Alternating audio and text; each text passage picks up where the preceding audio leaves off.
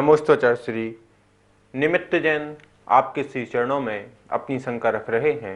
हे गुरुदेव, अतिथि समविभाग में अपने भोजन से आहार देना है या फिर अपने धन का जो विभाग बनाया था उससे आहार दान देना है, कृपया समाधान करें। अतिथि समविभाग यह व्रत जो है श्रावकों का होता है और श्रावकों का यह कर्तव्य होता है कि जो अतिथि हैं जिनकी कोई तिथि नहीं है, अतिथि तिथि रहित हैं, मतलब आने की कोई तिथि नहीं होती है, उनको अतिथि कहते हैं। तो मुनिराज आदि जो है महापात्र जो हैं ये अतिथि कहलाते हैं और इनका अपन को क्या करना है, आहार आदि देकर के रत्नत्रय का पालन करवाना है।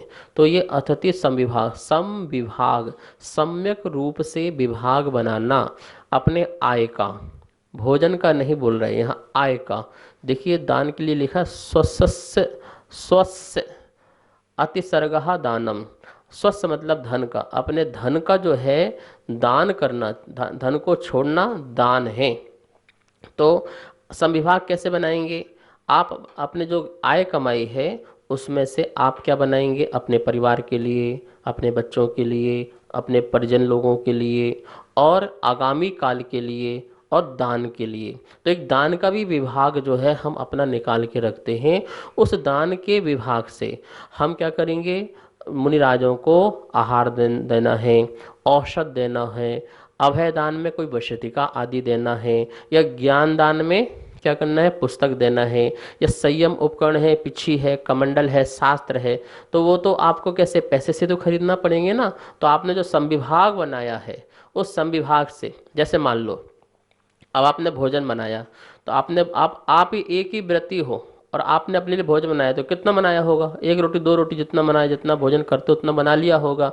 अब साधु आ गए 5, तो क्या करोगे, नहीं हम तो इस थोड़े से भोजन में ही 5 साधु का आहार करेंगे, कैसे करोगे, नहीं। आपने जो संविभाग बनाया है उस संविभाग में ही तो आपको क्या करोगे, अपने भोजन को बढ़ाओगे, बढ़ा करके और ज़्यादा करोगे और फिर साधु का परिग्रहण करके। अब कोई बोले नहीं हमने तो साधु के निमित्त से बनाया, नहीं, साधु के निमित्त से थोड़ी बनाया आपने, आपने तो अपने ही संविभाग में से उसको बढ़ा करके आहार बनाया और साधु के लिए आपने आहार कराया, ठीक है ना। साधु के निमित्त तब कहलाएगा जब आप साधु को कहो कि ये मैंने आपको ही बनाया और साधु आके भोजन ग्रहण कर ले, तो साधु को दोष है। तो इस प्रकार से अतिथि संविभाग व्रत में अतिथियों के लिए आहार, औषध, अभयदान, ज्ञानदान, उपकरण आदि के लिए जो आपने धन का विभाग बनाया है उसमें दान करना, उसमें से कोई वस्तु का दान करना, आहार का दान करना, औषध का दान करना, ये अतिथि संविभाग व्रत कहलाता है। नमोस्तोचर श्री सिद्धार्थ जैन गाड़रवारा से आपके श्री चरणों में अपनी शंका रख रहे हैं। हे गुरुदेव, आजकल ठंड बहुत पड़ रही है, यदि हम मुनियों को ठंड न लगे इसके लिए कोई उपाय करते हैं तो वह व्यावृत्ति में आएगा या उपसर्ग में आएगा, कृपया समाधान करें। साधुओं की साधना में साधक बनना ये व्यावृत्ति है और बाधक बनना यह उपसर्ग है। तो आप बाधक नहीं बन रहे हैं, यदि आप साधक बन रहे हैं तो व्यावृत्ति कर रहे हैं। ठंड का समय चल रहा है और श्रावक सोचता है कि मुनिराज को ठंड ना लगे, इसके लिए मुझे क्या करना चाहिए। देखिए, जो साधक वही बनेगा जो आगम के अनुसार ही वस्तुओं का उपयोग करके उनके लिए व्यावृत्ति आदि के कार्य करे। प्रतिकूल वस्तुओं के द्वारा किसी प्रकार से व्यावृत्ति साधक जो है वो नहीं करता है, ठीक है ना। ठंड चल रही है, अब ठंड के समय जैसे कि जिस बसतिका में रुके हुए हैं तो आप क्या कर सकते हैं, छिद्र रहित कर देना, जहाँ से कोई हवा ना आती हो, किसी प्रकार की शीत लहर ना आ रही हो, इस प्रकार से आप उनका जो है व्यावृत्ति कर सकते हैं। और मुनिराज के लिए घास आदि ला के चटाई आदि दे सकते हैं। यदि उनका त्याग है तो आप उनको अलग कर देंगे, त्याग नहीं है तो वो ग्रहण कर लेंगे, ठीक है ना। इसी प्रकार से अन्न वस्तु से, लेकिन ऐसे वस्तुओं से नहीं जिससे बहुत हिंसा होती हो, उन वस्तुओं से आप व्यावृत्ति नहीं करेंगे, क्योंकि उनके लिए भी दोष लगेगा और आपके लिए भी लगेगा। जैसे कि मान लो अपने अंगीठी जला दी तो वहाँ एक इंद्रिय आदि जीवों की हिंसा होगी, हीटर लगा दिया आदि अनेक प्रकार के उनको ताप देने के लिए, तो वह जो है एक इंद्रिय जीव के हिंसा का उनका त्याग है, इसलिए इस प्रकार की वस्तुओं से वैयावृत्ति नहीं करते। हाँ, जैसे कि गरम गरम तेल लगा देना है, शरीर में लगा देना, उनका त्याग है तो फिर आप नहीं लगाएंगे, और त्याग नहीं है तो फिर आप उनकी मालिश कर देंगे, इस प्रकार से गर्माहट ला देंगे। तो अनेक प्रकार से हम जो है उनकी वैयावृत्ति करके उनकी तपन को दूर करते हैं। लेकिन यदि आप जो है आगम के विपरीत वस्तुओं का उपयोग करते हैं तो वो फिर वैयावृत्ति में नहीं, सच में वह उपसर्ग के रूप में ही हो जाएगा कि वो ना चाह रहे हैं और आप जो है उनके लिए इस प्रकार से कार्य कर रहे हैं। देखिए, मुनिराज का त्याग है, अब वो ये भी नहीं कह सकते इसको हटाओ और ये भी नहीं कह सकते इसको लगाओ, वो ना लाने के लिए कह सकते हैं ना हटाने के लिए कह सकते हैं, वो अनुमोदना भी नहीं कर सकते लाने की और ले जाने की बात भी नहीं कर सकते हैं, उनका तो त्याग है।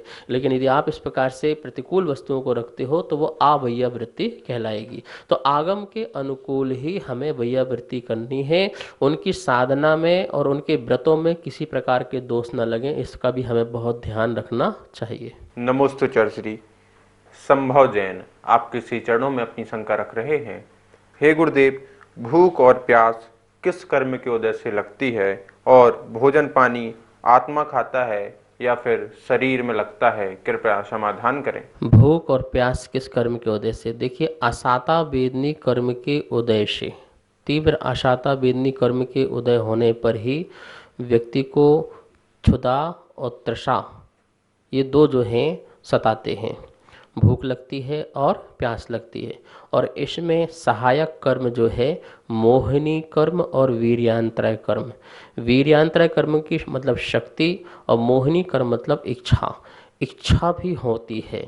वेदनी से तो वेदन तो होता है, लेकिन इच्छा जब होती है तभी वह वेदन का भी कार्य पूरा हो पाता है, इसलिए मोहिनी कर्म भी बहुत उसमें सहायक बनती है। और यह भोजन और ये जो पानी है ये कौन खाता है आपने पूछा, तो आत्मा खाती है या शरीर खाता है? देखिए, यदि हम कहें आत्मा खाती है तो फिर अरहंत तो नहीं करते हैं भोजन पानी, तो फिर क्या कैसे चलेगा? ठीक है ना, सिद्ध भी नहीं करते हैं। यदि हम कहते हैं शरीर खाता है तो फिर ये मुर्दा है, जो प्राण निकल गए हैं, वह भी जिससे आत्मा निकल चुकी है वही भी भोजन पानी नहीं करता है। तो ये दोनों की मिलीजुली अवस्था है, शरीर और आत्मा।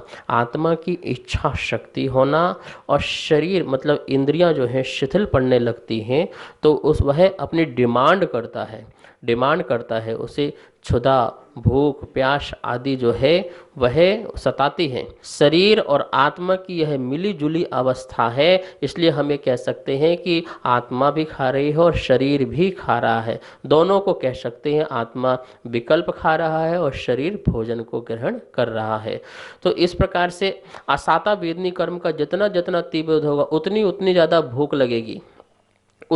भूख लगेगी, और जितना असाता वेदनी कर्म का उदय कम होते जाएगा और साता वेदनी कर्म का उदय होते जाएगा, उतनी भूख क्या होती जाएगी? कम कम कम कम कम होती जाएगी। तो जो ज़्यादा खा रहे हैं तो इसका समझना कि असाता वेदनी कर्म बहुत बड़ा उदय चल रहा है, मोहिनी कर्म का उदय भी बहुत चल रहा है। और जिनको बहुत न, जैसे बोलते कि देव लोग हैं, तो देव लोगों को क्या है, कितने वर्षों में मात्र सोचने मात्र से उनका भोजन हो जाता है। तो इस प्रकार से साता में कम असाता में अधिक।